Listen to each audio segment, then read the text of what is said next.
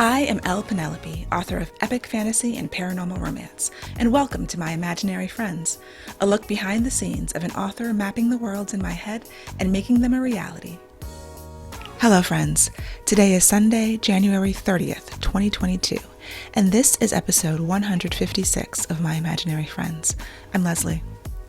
So this week's best thing is that I finished my synopsis. I have been working so hard for so long trying to get a handle on this story, and we are talking about my proposal for the second book in my Orbit contract. They are both standalone books, so this was a brand new idea that I had.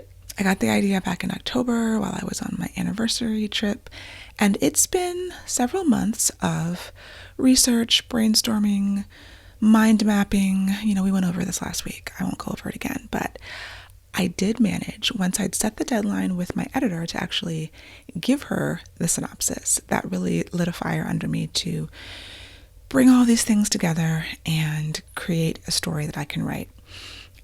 And I'm really happy with it.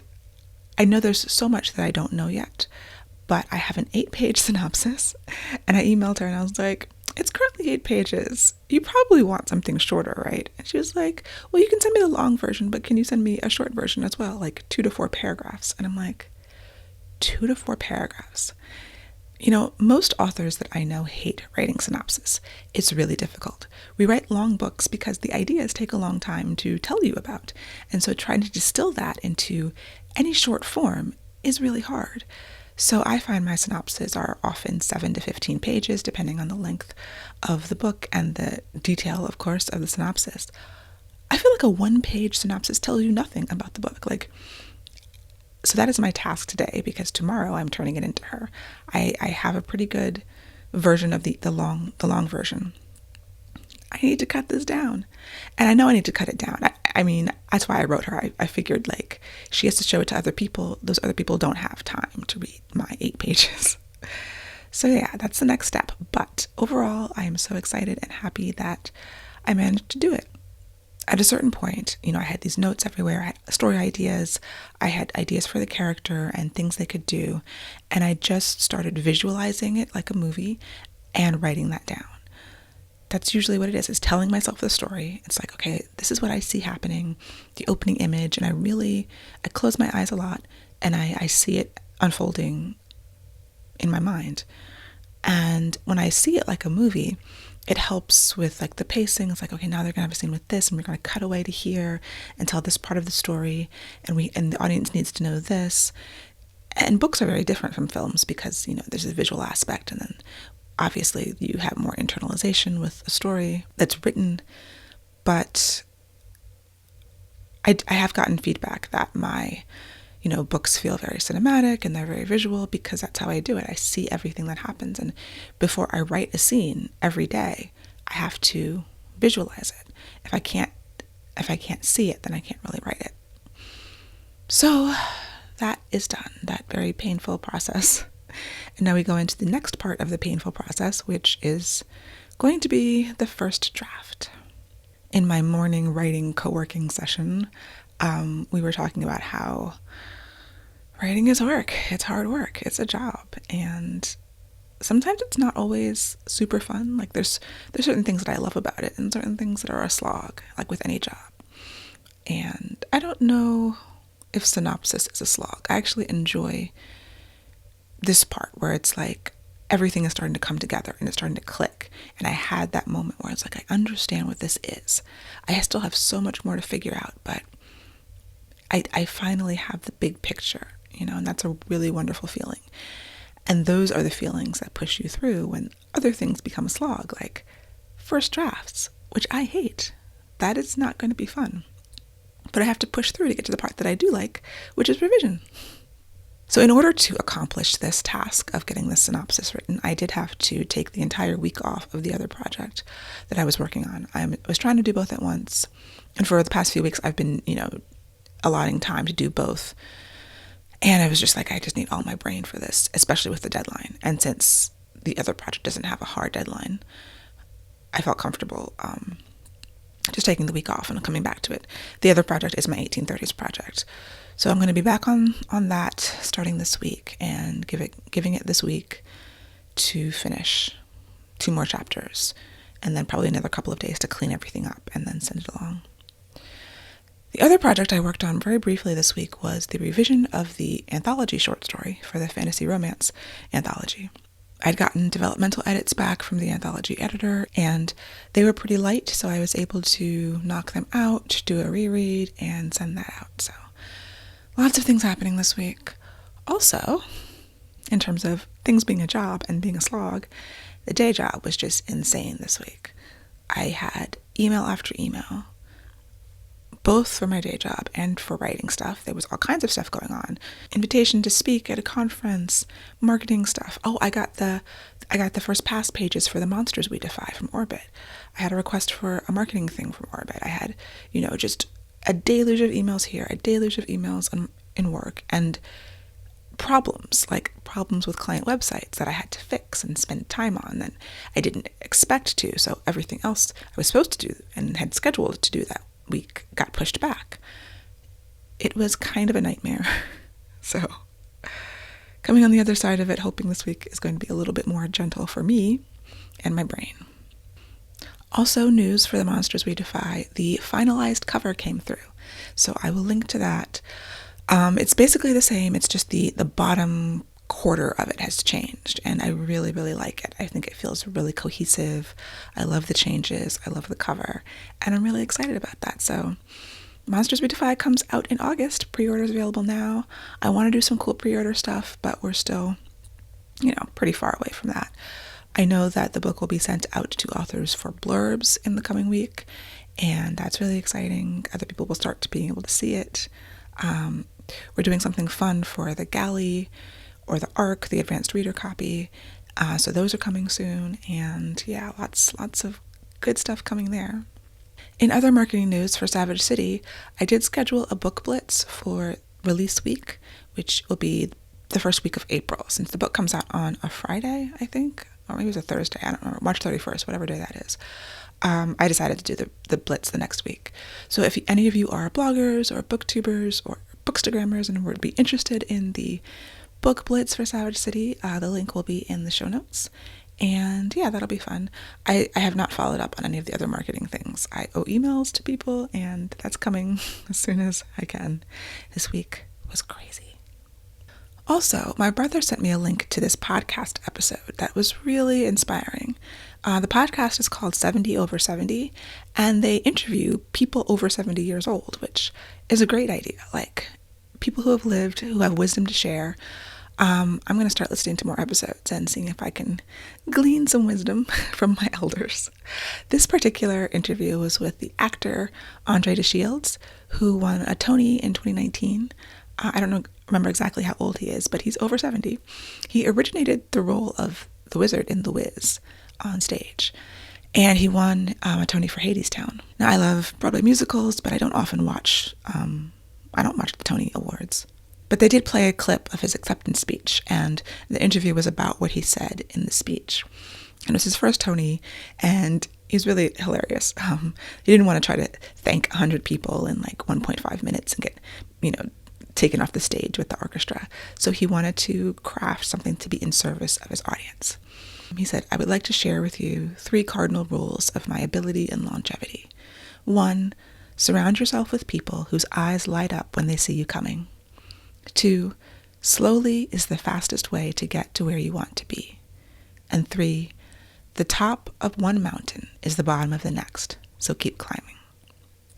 And those really just kind of hit me. I was like, yeah, it would be so wonderful to surround yourself with people whose eyes light up when they see you coming. Like, why would you want to be around anyone else? I think that's good advice. The second one, slowly is the fastest way to get to where you want to be. He also said something about that people say that life is short, but life is long. And that's something I've actually said. I remember saying this to a friend of mine years ago, that life is long. It's also short, but it's also long. And you think about people who find success very early, in their 20s or teens, and how often, or even younger as a child, like child stars often have really difficult times growing up. And when you achieve success later in life and are able to manage it and handle it and have a little bit of wisdom to bring to the table, I think you're just set up for a more positive experience. And so these are things I don't think that you can know in your youth. Like, I feel like I didn't start knowing anything until I was in my mid-30s. I don't know. I liked that too. And the third one, that the top of one mountain is the bottom of the next, so keep climbing. Aside from it hitting me as a rock climber, sometimes we think we're moving the goalpost. You achieve something. When I first published, I was like, I just want to sell, I forgot what my goal was, something like 200 copies. I think that's what it was, because I had heard that most self-published books don't sell more than 200 copies. So I had set that goal, and then I reached the goal, and you set a new goal, and then you reach that goal, and you set a new goal. And it feels like moving the goalpost, because now selling 200 copies is nowhere near enough, because I've pushed past that. So part of it is growth and expectations getting larger, but there's a downside to that. And sometimes I struggle with how to feel about, things that happened that 5 years ago would have made me ecstatic, that now I'm disappointed by. Something feels off with that, like there's that natural desire to push, to keep pushing. You don't want to be stagnant, but also remembering how difficult it has been to get here and all of those milestones along the way that you were so grateful for. I think I should still be grateful for selling 200 copies. Like, for a lot of people, that's still the goal, and it's still difficult to reach. I feel like it's wise to honor that and to remember that, even as I continue to increase my goals and try to push forward and grow and change and climb the next mountain. So it's just a balance. It's understanding that when you reach a goal, celebrate and be happy about that and set your new goal, and then along the way, reflect on where you've been and reflect on how you felt when you were at the bottom of, 3 mountains ago. How did you feel? And try to bring that into the next mountain. He also said something that hit me even more than anything else. And it was that his profession is about service. He's talking about himself as an actor, but I'm thinking about it in terms of all artists, thinking of the artist as a servant, as being in service to the audience. I think sometimes that artists are looked at as selfish in some ways, or self-absorbed. Sometimes it can be, it's all about my art, it's about expressing myself and doing the thing that I want to do, and that can feel selfish.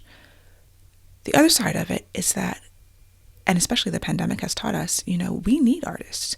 We need books. Book sales skyrocketed. People were watching, streaming a lot. They were watching television shows and movies. They were consuming art. They were finding ways to take their minds off of their struggles, and entertainment is part of that. And so I think artists are servants to people. I think art is extremely important. I live with a doctor, and that's obviously extremely important. And sometimes it's like, well, what is your worth? What is the value? Like, I'm not out here saving lives. That's true. But artists do save lives. Art has the ability to bring someone back off a ledge, to make someone feel heard and understood. He also said that people live more authentically in the theater than they do in their lives. And I wonder if that applies to books. All of the things that you can do when you're reading a book that you can't do in real life, the experiences that you can have, the fact that it creates this empathy for characters that you don't know, you wouldn't meet in real life. I don't know if it's true, if I believe that people live more authentically in art, theater, books, music. Maybe the more is the problem. I think you can live as authentically in your mind as you do in the real world. Because, everything is coming from your mind anyway. So, didn't they do a study that looking at brainwaves, that reading about something fires the same parts of the brain as actually doing it in real life? So maybe it's not more authentically, but I would venture to say that people live as authentically in stories, in fiction, in theater, as they do in real life. And that means that as artists, as people who create these experiences, we are performing a service. We are helping people to live authentically. And thinking about some of the feedback that I've gotten, like letters from readers that I've gotten that have really touched me, that have proven this kind of thing to me. So yeah, I would encourage anyone who has been touched by an artist to reach out. You might not get a response back, especially if they're very big and famous and important, but those messages help, because this is a job and it's hard, and we're putting ourselves out there as much as we are serving others. There is a large part of it is still, serving others by bringing parts of ourselves to the forefront, by being vulnerable in different ways. And it gets difficult, it can be really hard, and reframing it in a way that allows us to think about the people that we're helping with what we're doing is a good way to sort of get through those difficult times. Other news, the Bcala Awards are open. So this is from the Black Caucus of the American Library Association for self-published fiction and poetry by Black writers, American Black writers. And I will have a link in the show notes. I won the inaugural award for Best Self-Published Fiction, and it was really impactful for me. I would encourage anyone who has a book that was from this year, self-published, either fiction or poetry, and is an American-born Black person. I think those are the rules, but check the rules in the link to apply. I think it's a great award, and they've increased the monetary award, so it's not too bad, and it's very easy and free to apply. So please check that out. I think applications are through February of 2022. In television, we watched the miniseries Dopesick, which is on Hulu. It's about the opioid crisis, and it was really good. I did not want to watch it. My husband was really interested because this is actually his area of medicine, but it was good. It's kind of dry. It's not. I was afraid it was going to be like depressing and bring me down. I mean, it's very like serious, but it's really well done. I enjoyed it a lot if you're in the mood for that kind of thing. Performances were great. I don't pay attention to the Golden Globes, but I saw that Michael Keaton won a Golden Globe for that, which he absolutely deserved. I think Rosario Dawson deserved something too, because she was fantastic. So yeah, if you haven't seen Dopesick, I do recommend that. I'm also watching, just started last night, a Netflix series called In From the Cold, which is about a single mother in her 40s who was once a Russian spy who kind of left that life, and now she's been caught and has been drawn back in. And it's got some sci-fi elements, which I did not expect, because I just saw it on Netflix and I was like, oh, let's watch this and see what this is about. And then the sci-fi stuff came, I'm like, wait, what? It's cool. I'm only on episode 3, but I am compelled to keep watching it. It's a little bit slow, but I like it. It's I'm intrigued to find out how it's unfolding. So, my goals for the coming week. Today I'm going to finish the synopsis, send it off tomorrow. This week, work on the 1830s project and 7 City marketing. Gonna chip away at that. I think that's it. I think I've whittled down the projects to something a little bit more manageable. So I hope that you have a wonderful week, and I will talk to you next week. For episode show notes and to sign up for the Footnotes newsletter and get the show notes in your inbox, go to myimaginaryfriendshow.com. You can email me at podcast@lpenelope.com. Subscribe wherever you get your podcasts and watch the video episodes on YouTube. And My Imaginary Friends is part of the Frolic Podcast Network. For more fantastic podcasts, go to frolic.media/podcast.